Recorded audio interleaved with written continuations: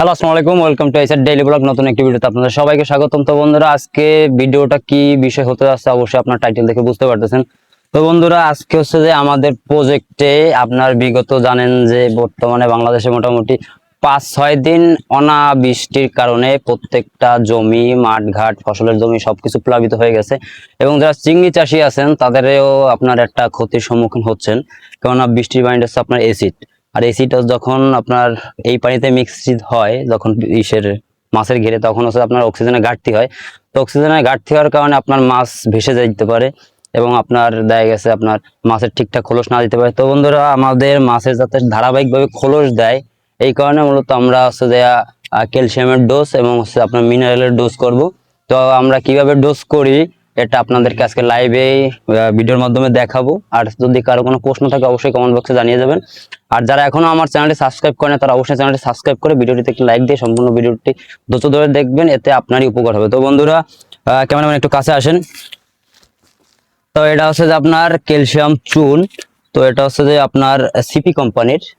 আর এই পাশে দেখতেছেন আপনারা সোডা মিক্স, এটা হচ্ছে আপনার মিনারেল বলে, এটাও সিপি কোম্পানির। তো এখন হচ্ছে যে আমাদের এই ঘেরে আর কি এটা প্রয়োগ করতে হবে। তা অনেকে আর কি আপনার প্রয়োগ ঠিকঠাক কিভাবে প্রয়োগ করে অনেকে জানেন না, আর যারা জানেন তাদের জন্য আমার ভিডিওটি না। তো বন্ধুরা, এখন হচ্ছে যে আমি অর্ধেক পরিমাণ, এটা হচ্ছে 25 কেজির বস্তা। তো আমি অর্ধেক পরিমাণ ক্যালসিয়াম চুন ড্রামে ঢেলে নেব। আপনারা যদি মিনারেলের ডোজ এবং ক্যালসিয়ামের ডোজ ঠিকঠাক আপনার চিংড়ি চাষের প্রজেক্টে, বিশেষ করে বাগদার প্রজেক্টে যদি করতে পারেন, তাহলে হচ্ছে আপনার প্রতি ভাডি গায়ে, মানে বাগদা চিংড়ি খোলসি দেয় আছে আপনার ভাডি গায়ে। তো ভাডি গায়ের আগে আগে আপনাদের মারতে হবে এটা। সেক্ষেত্রে দেখবেন যে আপনার ভাডি গায়ে আপনার গেড়ে ম্যাক্সিমাম বাগ দিয়ে খোলস দিয়ে দিবে। এক্ষেত্রে হচ্ছে যে আপনার বাগদা যদি খোলস দেয়, আপনার মাছের দ্রুত বৃদ্ধি হবে। বৃদ্ধি না হলে আপনার, সেই ক্ষেত্রে আপনি 3 মাসের প্রজেক্ট হচ্ছে আপনার 6 মাস, 5 মাস, 4 মাস এইভাবে লেগে যায়। যারা মূলত মৎস্য চাষে আসে তারা এইগুলা প্রতিনিয়ত ঘিরে প্রোভাইড করে।